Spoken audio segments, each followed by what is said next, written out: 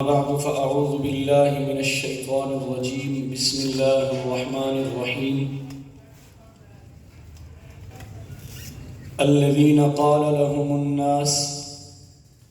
إن الناس قد جمعوا لكم فاخشوهم فزادهم إيمانا وقالوا حسبنا الله ونعم الوكيل فانقلبوا بنعمة من الله وفضل لم يمسسهم سوء واتبعوا رضوان الله والله ذو فضل عظيم إنما ذلكم الشيطان يخوف أولياءه فلا تخافوهم وخافون إن كنتم مؤمنين صدق الله مولانا العظيم. وعن معاوية رضي الله تعالى عنه قال سمعت النبي صلى الله عليه وسلم يقول لا يزال من أمتي أمة قائمة بأمر الله لا يضرهم من خذلهم ولا من خالفهم حتى يأتي أمر الله وهم على ذلك أو كما قال صلى الله عليه وسلم وصدق رسوله النبي الكريم. درود پاک محبت سے پڑھ لیجئے اللہم صلی علی محمد وعلی آل محمد کما صلیت علی ابراہیم وعلی آل ابراہیم انک حمید مجید. اللہم بارک علی محمد وعلی آل محمد کما بارکت علی ابراہیم وعلی آل ابراہیم انک حمید مجید. انتہائی معزز محترم ذی وقار حضرات علماء کرام، بالخصوص ہمارے صوبائی رہنما جمعیت علماء اسلام صوبہ پنجاب کے ناظم مالیات ہمارے مخدوم و مکرم محترم پیر سید فیاض شاہ صاحب، ذلی امیر حضرت مولانا قاری عبدالواحد صاحب، ذلی ناظم عمومی حاجی عبدالرحمن صاحب، مولانا ظہیر احمد صاحب، مولانا سہیل صاحب، مولانا مسعود صاحب،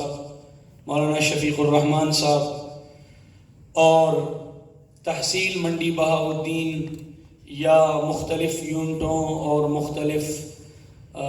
یونین کونسلوں سے تشریف لائے ہوئے میرے محترم دوستو، ذمہ داران، کارکنان جمعیت، السلام علیکم ورحمۃ اللہ وبرکاتہ. میں سب سے پہلے تو معذرت چاہوں گا کہ میں بیٹھ کر گفتگو اس لیے کر رہا ہوں، مجھے 2 سالوں سے عرق النساء کی تکلیف رہی ہے. اب تو الحمدللہ کافی فاقہ ہے، لیکن سفر کرنے کے بعد عام طور پر پھر تکلیف ہوتی ہے، کھڑا نہیں ہوا جاتا، مناسب نہیں ہے. پیر صاحب ہم سے ہر حوالے سے سینئر ہے، انہوں نے کھڑے ہو کے گفتگو فرمائی، دیگر حضرات نے بھی. مجلس میں آداب کا تقاضا یہی تھا کہ میں بھی کھڑے ہو کے بات کرتا، لیکن بہرحال عذر ہے، اور عذر عربی کا ایک مقولہ ہے العذر عند کرام الناس مقبول، شریف لوگوں کے ہاں عذر قابل قبول ہوتا ہے. امید ہے کہ آپ معاف فرمائیں گے. عزیزان محترم، میں اس تربیتی کنونشن کے انعقاد پر اپنے ان تمام دوستوں کا تہ دل سے شکریہ ادا کرتا ہوں جن کا اس کنونشن کے انعقاد میں کچھ نہ کچھ کسی بھی درجے کا کوئی بھی حصہ ہے. ان میں آپ جو تشریف لائے ہوئے حاضرین ہیں، سامعین ہیں، آپ بھی شامل ہیں، ہمارے ذمہ داران بڑے حضرات علماء بھی شامل ہیں، سرپرستی کرنے والے بزرگ علماء، سفید ریش علماء، وقت کے بڑے بڑے جید اور قابل علماء وہ سر فہرست ہیں. مجھے مولانا قاری عبدالواحد صاحب نے یہ بتایا، میں نے ان سے پوچھا جی مجمع میں عام لوگ بھی ہوں گے؟ انہوں نے کہا نہیں جی، صرف ہمارے جمعیت علماء اسلام سے وابستہ حضرات ہوں گے، جمعیت کے کارکن، جمعیت کے بہی خواں، جمعیت کے ووٹر، جمعیت کے سپورٹر، یا کم از کم آخری درجے میں مولانا فضل الرحمن صاحب دامت فیوزہم وحفظہم اللہ تعالی سے دلی عقیدت محبت رکھنے والے حضرات ہوں گے. تو میں نے کہا جی یہ حضرات تو پہلے سے تربیت یافتہ ہے، تو ان کی پھر مزید تربیت کیسے کی جائے؟ آپ نے رکھا ہے تربیتی کنونشن کا پروگرام. تو تربیت تو نئے لوگوں کی ہوتی ہے، نئے مجمع کی ہوتی ہے، نئے شامل ہونے والوں کی ہوتی ہے. اور کسی بھی جماعت کے کاز سے، منشور سے، دستور سے نئی نئی واقفیت رکھنے والے حضرات، ان کی تربیت ہوتی ہے۔ بہرحال میں کچھ باتیں ٹو دا پوائنٹ اس طرح عرض کروں گا آپ کی آسانی کے لیے کہ آپ یہ باتیں لے کر، یہ پوائنٹس لے کر آپ اپنے ان دوستوں کو جمعیت علماء اسلام میں شمولیت کی دعوت دے سکیں کہ جو لوگ تھوڑی بہت بھی سیاسی شدھ بدھ، ہمارے ہاں کہتے ہیں سیاسی شدھ بدھ رکھتے ہیں، سیاسی بصیرت رکھتے ہیں، اور اس وقت جو ملک پاکستان میں سیاست کا منظرنامہ بن چکا ہے، حضرت شاہ صاحب جس طرح پیش فرما رہے تھے نا، پس منظر، تو جو سیاست کا پس منظر ہے اور جو پیش منظر ہے، اس سے جو لوگ واقف ہیں اور جن کے نزدیک قائد ملت اسلامیہ حضرت مولانا فضل الرحمان صاحب دامت برکاتہم کی موجودہ کاوشیں اور آپ کی موجودہ محنتیں اور آپ کی تحریک، جن لوگوں کے دلوں میں اس کی قدر ہے، ایسے بہت سارے لوگ ہیں، اب سینکڑوں ہزاروں میں نہیں، الحمدللہ لاکھوں میں ایسے لوگ ہیں، منتظر ہیں، ہماری ایک دعوت کے منتظر ہے، ہماری 2-3 منٹ کی گفتگو کے منتظر ہے، آنے کے لیے تیار بیٹھے ہیں۔ بڑے بڑے سیاست کے برج KPK میں، بلوچستان میں مختلف پارٹیوں سے تعلق رکھنے والے برس کا تعلق توڑ کر الحمدللہ جمعیت کے منشور اور دستور کو دل و جان سے قبول کر رہے ہیں، کہہ دیں الحمدللہ۔ آپ یقین جانیں میں ٹیکسلا میں ایک عام مسجد کا خطیب ہوں، میری ذاتی مسجد نہیں ہے اور نہ وہ جمعیت علماء اسلام کی کوئی مسجد ہے، ایک عام محلے کی مسجد ہے، ماڈل ٹاؤن اس کا نام ہے، اور زیادہ تر پوش لوگ ہیں، پوش قسم کے لوگ، بڑے لوگ، گریجویٹڈ لوگ، 18 گریڈ کے، 19 گریڈ کے، 20، 21، 22 گریڈ کے ریٹائر قسم کے لوگ، ریٹائر فوجی بھی ہیں، کرنل بھی ہے، جرنل بھی ہیں، بڑے بڑے اداروں میں HMC ایک ادارہ ہے، اسی طرح POF ادارہ ہے، HIT ادارہ ہے، PMO ادارہ ہے، یہ سارے فوجی ادارے ہیں، عسکری ادارے ہیں۔ ان اداروں میں کام کرنے والے لوگ، اس طرح کے لوگ میرے جمعے میں ہوتے ہیں۔ میں اپنا مشاہدہ پیش کر رہا ہوں، اس عمران خان کی حکومت آنے سے پہلے جمعے میں بات کیا کرتا تھا، الحمدللہ سیاست کی 2 ٹوک کیا کرتا تھا، مولانا فضل الرحمان صاحب کا نام لے کر۔ ہمارے ٹیکسلا کے ہیں محترم اقبال آوان صاحب، جو حضرت شاہ صاحب کی ٹیم کے ساتھی ہیں اور ان کے سفر و حضر کے رفیق ہیں، سیفٹی اطلاعات JUI کے، وہ بہت اچھی طرح جانتے ہیں، اکثر وہ جمعے میں تشریف بھی لاتے ہیں۔ لیکن ہماری باتیں، ہماری جو عوام ہوتی تھی جمعے میں، جو ہمارے مجمع میں ساتھی ہوتے تھے، ان پر وہ باتیں گراں گزرتی تھی، ناگوار لگتی تھی ان کو، ان کے پیشانیوں پہ بل چڑھ جاتے تھے، 12 بج جاتے تھے، اور کئی دوستوں نے، اللہ کی قسم کئی دوستوں نے اسی وجہ سے جمعہ چھوڑا۔ اچھا میں ایک موضوع لے کے چلتا ہوں، جیسے آج کل میرا موضوع چل رہا ہے آداب معاشرت کا 5-6 مہینوں سے، تو لوگ آتے ہیں، سنتے ہیں، مسائل بھی بتاتا ہوں، تو پھر باہر وہ کہتے تھے جی مفتی صاحب بہت اچھے آدمی ہیں نا، لیکن آخر میں جو 10 منٹ میں جو گن کر لیتے ہیں نا، سارا مزہ کر ہو جاتے ہیں۔ لوگ بات سنتے نہیں تھے، لیکن آج واللہ العظیم، خدا کی قسم، ہمارے وہی لوگ سارے واپس بھی آ گئے، اور اب وہ ایسے آنکھیں پھاڑ پھاڑ کے منتظر ہوتے ہیں کہ کب مولوی صاحب سیاست کی بات شروع کریں گے، کب مولوی صاحب دینی سیاست کے حوالے سے ہماری رہنمائی کریں گے۔ اللہ تعالیٰ نے یہ ماحول ہمیں آج نصیب کر دیا ہے۔ آج سے تقریباً 10-12 سال پہلے آپ کے لیے اس طرح کا تربیتی پروگرام رکھنا بہت مشکل تھا یا نہیں تھا جی؟ ایمان سے بتا دیں، کرتے بھی تھے تو مسجد میں کسی حجرے میں اور کنڈیاں لگا کے ہم کرتے تھے، لیکن آج الحمدللہ کھلے عام ڈنکے کی چوٹ پر علل اعلان اللہ کے فضل و کرم سے ہم بات کرتے بھی ہیں، لوگ سنتے بھی ہیں، لوگ منتظر بھی ہیں، اور لوگ اب سمجھ بھی چکے ہیں، اور انہیں یہ بات بخوبی معلوم ہو چکی ہے کہ ملک کے، ملت کے، قوم کے محسن، غمخوار، بہیخواہ وہ کون لوگ ہیں، اور ملک کے، ملت کے، قوم کے غدار لوگ، بے ایمان لوگ، ڈاکو لٹیرے لوگ، اس ملک کو کھا جانے والے لوگ، اور جس کو جتنا موقع ملا خوب لوٹنے والے لوگ، ہر حوالے سے اپنا پیٹ اور اپنی دوزخ بھرنے والے لوگ، وہ کون ہیں؟ اب الحمدللہ قوم ذی شعور ہے، سمجھدار ہے۔ سوشل میڈیا نے بھی بہت بڑا کام کیا ہے، اس میں یہ بھی فائدہ ہوا ہے۔ اور سب سے بڑی بات، ہمیں استاذ کہا کرتے تھے کہ کبھی کبھی شر میں بھی خیر ہوتی ہے۔ ہمیں یہ بات اب سمجھ آئی کہ عمران خان کی حکومت خالصتاً شر ہی شر ہے، لیکن اس شر میں ایک خیر تو سامنے آ گئی کہ ہمارے ملک کے 32 اداروں نے کلیئر کر دیا کہ نہ صرف یہ کہ مولانا فضل الرحمان صاحب بلکہ ان کی پارٹی کا ہر ممبر آج کا بھی ماضی کا بھی، چاہے وہ قومی اسمبلی کا رہا ہے، سینٹ کا رہا ہے، صوبائی حکومتوں میں وزیر رہے، وفاق میں رہے، اور صرف مولوی نہیں، جمعیت کا رکنیت فارم فل کر کے آنے والا داڑھی منڈا مسلمان بھی، سینیٹر طلحہ محمود بھی، اکرم درانی جیسے لوگ بھی، اعظم خان بھی جب ہمارے ساتھ تھا، ایسے لوگ بھی 32 اداروں نے آج رپورٹ دے دی ہے کہ یہ ہر حوالے سے بالکل کلیئر کٹ لوگ ہیں، ان کے دامن پر کوئی داغ دھبا نہیں ہے، انہوں نے کوئی کرپشن نہیں کی، کوئی خیانت نہیں کی۔ الحمدللہ یہ اس رب کا فضل اور اس رب کی مہربانی ہے۔ جمعیت علماء اسلام زندہ باد، جمعیت علماء اسلام زندہ باد۔ عزیز دوستو، بہت بڑا ماحول ہے، اور میں گزارش کروں گا آپ حضرات سے اس طرح کے تربیتی ورکشاپ ضلعی سطح پر صرف محدود نہ رکھیں، تحصیل کی سطح پر رکھیں، یونٹوں میں رکھیں، یونین کونسلوں میں رکھیں، اور ورکشاپ اور کنونشن کا نام بے شک نہ دے، درس قرآن کا عنوان دے، اور کسی بھی عالم کو بلائیں اور وہ درس قرآن دے گے۔ علماء کو پتہ ہے ہمارے اس قرآن میں اگر احکامات کی آیات ہیں، قرآن مجید میں اگر قصص ہیں، واقعات ہیں، امثال ہیں، عبرت کی باتیں ہیں، گزشتہ امتوں کے حالات ہیں، آئندہ زمانے کی خبریں ہیں، اور قرآن مجید میں اگر واعظ و نصیحت ہے، تذکیر ہے، تو قرآن مجید میں احکام رعیت بھی ہے، احکام سلطنت اور احکام سلطان اور احکام سلطانیہ بھی ہے۔ قرآن مجید میں خلافت کا بھی ذکر ہے، قرآن مجید میں اللہ کے دین کے نفاذ کا بھی ذکر ہے، اللہ کے دین کے نفاذ کے لیے جو رجال ہونے چاہیے ان کی صفات کیا ہے، یہ بھی قرآن مجید میں پڑھی ہیں۔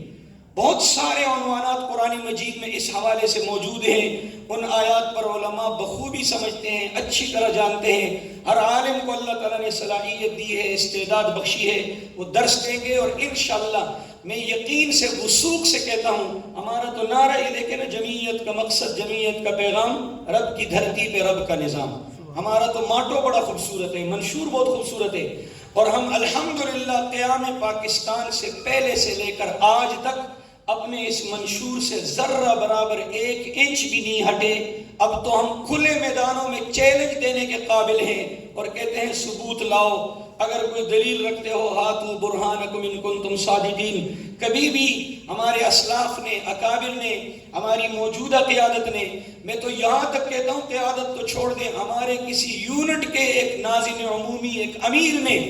اگر اپنے اس منشور سے انحراف کیا ہو تو لاؤ ہمارے سامنے ثبوت پیش کر دو۔ کوئی بھی ثبوت نہیں پیش کر سکتا۔ الحمدللہ ایک نظریہ رکھتے ہیں، ایک موقف رکھتے ہیں، تو آپ درس قرآن کے مجالس منعقد کریں۔ میرا ذاتی تجربہ ہے، درس والے مولانا صاحب جمعیت کا نام بھی نہ لیں، درس والے مولانا صاحب قائد جمعیت مولانا فضل الرحمان کا تذکرہ بھی نہ کرے، اور اس وقت ملک پاکستان میں سیاست میں جو کردار جمعیت علماء اسلام ادا کر رہی ہے، ماضی میں ادا کر چکی ہے، اس کا بالکل اشارتاً کنایتاً بھی نام نہ لے۔ انشاءاللہ 3 4 5 درسوں کے بعد آپ دیکھیں گے کہ آپ کے درس میں شریک ساتھی نوجوان وہ آپ کے ہم نوا ہوں گے اور آپ کے ہم مشن ہوں گے، اور آپ پر تن من دھن کی قربانی دینے کے لیے اللہ کے فضل و کرم سے ہر دم ہر لمحہ انشاءاللہ تیار رہیں گے۔ کہہ دیجئے انشاءاللہ۔ تو عزیز دوستو، چند باتیں اب میں وہ شروع کر رہا ہوں، آپ نے بہت توجہ سے سننی ہے۔ سب سے پہلی بات، آپ نے جب کسی عام آدمی سے بات کرنی، ہمارے کچھ دوست بھی مجھے نظر آ رہے ہیں، دنیا دار دوست ہیں ہمارے، عام ساتھی نوجوان بیٹھے ہیں، میں دل سے قدر کرتا ہوں، ان کو خوش آمدید کہتا ہوں، مرحبا کہتا ہوں، ان علماء کے ساتھ ساتھ طلباء کے ساتھ ساتھ ان کی بھی بہت زیادہ عزت اور توقیر کرتا ہوں۔ آپ نے بات اس پیرائے میں رکھنی ہے، پہلی بات کہ جو سیاست ہے نا، سیاست یہ انبیاء کی میراث ہے۔ بولے ذرا، یہ کس کی میراث ہے؟ انبیاء کی۔ ڈٹ کے یہ بات کہیں، دلیل کوئی مانگے تو ہم سے رابطہ کریں، ان علماء سے رابطہ کریں، یہ آپ کو دلائل دیں گے، دلیل نہیں دلائل دیں گے۔ آپ یہ بتائیں کہ سیاست انبیاء کا میراث ہے، صرف نبی علیہ السلام نہیں، تمام انبیاء کا میراث ہے۔ دینی سیاست کا فریضہ ہمیشہ اللہ کے پیغمبروں نے انجام دیا ہے، اور یہ ان کی بنیادی ڈیوٹی میں یہ بات شامل تھی۔ ہم کوئی بات بھی بلا دلیل نہیں کرتے۔ ہم جس قائد کے کارکن ہیں تو ان کی تو بڑی زبردست اور توانا آواز ہے کہ بھئی دلیل کی بنیاد پر بات کرو، گالی اور گولی کو چھوڑ دو، پروپیگنڈے چھوڑ دو، گالیاں چھوڑ دو، الزامات لگانے چھوڑ دو، بدنام کرنا چھوڑ دو، دلیل کی بنیاد پہ سامنے آؤ، بیٹھو، بات کرو۔ اللہ تعالیٰ نے اسی فن میں ان کو یدی طولہ بخشا ہے۔ حدیث ہے جناب رسول اللہ صلی اللہ علیہ وسلم کی، بخاری شریف کی روایت ہے، یہ علماء تشریف فرمائیں، ان کی موجودگی میں سبق سنا رہا ہوں ان کو۔ کانت بنو اسرائیل تسوسہم الانبیاء، حضور علیہ السلام نے فرمایا بنی اسرائیل میں انبیاء کرام سیاست کیا کرتے تھے۔ کلما ہلک نبی خلف نبی، کلما ہلک نبی خلفہ نبی، ایک نبی جب وفات پا جاتے، ان کا انتقال ہوتا، وہ دنیا سے تشریف لے جاتے تو دوسرے نبی تشریف لاتے اور ان کی جگہ پکڑ لیتے، اور پھر وہ دینی سیاست ان کی زندگی کا اہم حصہ اور ان کی ڈیوٹی اور ذمہ داری بنتی۔ پھر آپ نے فرمایا وَإِنَّهُ لَا نَبِيَّ بَعْدِي، چونکہ میں آخری نبی ہوں، خاتم النبیین ہوں، میرے اوپر اللہ تعالیٰ نے نبوت کا دروازہ بند کر دیا ہے، میرے بعد نبی کوئی نہیں ہوگا۔ پھر دوسری حدیث موجود ہے کہ آپ نے فرمایا یوشک ان یاتی رسول ربی فاجیب، صحابہ کو آپ نے فرمایا ان قریب میرے رب کی طرف سے موت کا قاصد فرشتہ آئے گا، پیغام اجل لے کر آئے گا، اور میں اس کے پیغام پر لبیک کہہ کر چلا جاؤں گا۔ خود آپ نے خبر دی اپنی وفات سے قبل کہ میں جانے والا ہوں، میں پردہ کرنے والا ہوں۔ تو پھر اب میرے بعد، پہلے تو نبی کے بعد نبی آتا تھا نا، تو میرے بعد کون آئے گا؟ تو پھر اس تناظر میں آپ نے فرمایا العلماء ورثۃ الانبیاء، اس لیے آپ نے یوں نہیں فرمایا العلماء ورثتی، علماء صرف میرے وارث ہیں، علماء میری امت کے علماء یہ تمام انبیاء کے وارث ہیں۔ سنیے، تمام انبیاء کے میراث میں اگر علماء نے تعلیم و تعلم کو اپنے سینے سے لگایا ہے، اگر علماء نے درس و تدریس کا منصب سنبھالا ہے، انبیاء کے میراث میں اگر علماء نے تصوف کے میدان میں جھنڈے گاڑے ہیں، اگر انبیاء کے میراث میں علماء نے جہادی اسلامی کو اپنا اوڑھنا بچھونا بنایا ہے، اگر انبیاء کے میراث میں علماء نے تبلیغ دین کا فریضہ اپنی ڈیوٹی میں شامل کیا ہے، تو انبیاء کے میراث میں علماء کرام نے اس سیاست کو اور اس دینی اور مذہبی سیاست کے اس عمل کو بھی اپنایا ہے اور اپنی زندگی کا حصہ بنایا ہے۔ ہمارے اکابر میں علماء تشریف فرمائے، تفصیل کا موقع نہیں ہے، شیخ الہند مولانا محمود الحسن رحمہ اللہ تعالی جب جیل سے تشریف لائے تھے، اس وقت انہوں نے یہ فیصلہ کیا تھا اور انہوں نے اس دینی سیاسی جدوجہد کا آغاز کیا تھا، اور الحمدللہ ہمیں اپنے اکابر اور اپنے اسلاف کے اس انتخاب پر فخر ہے، اس فیصلے پر ناز ہے۔ اللہ کے فضل و کرم سے یہ فیصلہ بہت ہی کارآمد ثابت ہوا۔ کفر پر اور کفر کے ایجنٹوں اور دلالوں پر اس فیصلے سے کاری ضربیں پڑی ہے۔ کفر آج بھی کانپ رہا ہے، کفر کا وجود آج بھی پریشان ہے، لرزہ بر اندام ہے۔ تو عزیز دوستو، پہلی بات یہ ہوئی کہ سیاست انبیاء کا میراث ہے، انبیاء کا ورثہ ہے۔ اب سیاست کا کیا معنی؟ آپ کہیں گے جی مولوی صاحب آپ نے حدیث تو بخاری کی پڑھی ہے، ترجمہ بھی آپ نے ٹھیک کیا تسوسہم الانبیاء، لیکن یہ سیاست کا معنی کیا ہے؟ تو امام بخاری رحمہ اللہ نے اسی حدیث پر حاشیے میں لکھا ہے اے تتولا امورہم کالامراء والولاة بالرعیت، انبیاء کرام امراء کی طرح، حکمرانوں کی طرح اپنی تمام رعایا اور اپنی عوام کی تمام حقوق کی ادائیگی حکمت اور بصیرت کے ساتھ کیا کرتے تھے، اور ان کے اوپر حکمرانی کرتے تھے، ان کے فیصلے کرتے تھے، اور اسی طریقے سے عدالت لگاتے تھے، اور اسی طریقے سے ان کے حقوق ان تک پہنچانے کی جدوجہد کرتے تھے۔ یہ ہے سیاست، یہ ہے انبیاء کا ورثہ، یہ ہے انبیاء کی میراث۔ اور الحمدللہ ہمارے اکابر نے، وہ کہتے ہیں شاد و باد و شاد زی اے سرزمین دیوبند، ہند میں تو نے کیا اسلام کا جھنڈا بلند۔ آج تو الحمدللہ ہمارے علماء فرماتے ہیں کہ ہند میں نہیں، ارض میں تو نے کیا اسلام کا جھنڈا بلند، پوری دنیا میں اسلام کا جھنڈا بلند کیا ہے۔ جہاں دین کا ہر شعبہ سنبھالا ہے، وہاں ہمارے علماء نے جمعیت علماء اسلام کی صورت میں یہ سیاست کا سب سے اہم شعبہ، سب سے مشکل ترین شعبہ، سب سے زیادہ پرپیچ شعبہ انہوں نے الحمدللہ اپنے سینے سے لگایا ہے، اور ہر طرح کی قربانیاں دے کر، اور آج بھی دے رہے ہیں، اور اسی طریقے سے ہر طرح کے حالات کا مقابلہ کر کے اللہ کے فضل و کرم سے میدان میں ڈٹ کے استقامت کے ساتھ کھڑے ہیں۔ اللہ تعالیٰ انہی اپنے قائدین اور اکابر اور اسلاف کی صحیح معنوں میں تابعداری ہمیں نصیب فرمائے، آمین کہہ دیجیے۔ یہ ہوگی دو باتیں کہ سیاست انبیاء کا ورثہ ہے، اور دوسری بات کیا ہے کہ جہاں انبیاء کے ورثے میں دیگر تمام شعبے، یہ امت کے علماء کا اور امت کے ان مقتدر اور امت کے ان معزز ترین جن کو اشراف امتی کہا گیا ہے، جن کو اہل اللہ و خاصتہ کے اعزازات سے جناب رسول اللہ صلی اللہ علیہ وسلم نے نوازا ہے، ان کی ذمہ داری میں یہ بنیادی ذمہ داری بھی شامل ہے۔ دو باتیں۔ تیسری بات، علماء نے بڑی خوبصورت بات لکھی ہے، ایک مثال دی ہے کہ دین اسلام میں اس سیاست کے شعبے کی مثال اور باقی دین کے تمام شعبوں کی مثال ایسی ہے جیسے ایک تناور مضبوط درخت ہو، اور اس تناور مضبوط درخت کی شاخیں پھلوں سے لدی ہوئی، زبردست، خوب آباد ہو، ہر سیزن میں بہت عمدہ پھل، اچھے پھل، لذیذ پھل، مزیدار پھل اس پہ آ رہے ہوں، تو آپ جانتے ہیں کہ جو تناور درخت کی شاخیں پھلدار ہوتی ہے، مزیدار ہوتی ہے، ذائقہ دار ہوتی ہے اور عمدہ اور بہترین ہوتی ہے، تو وہ درخت اور اس کی شاخیں ویسے پھلدار نہیں ہوتی، ویسے مفید نہیں ہوتی، اس میں بہت بڑی محنت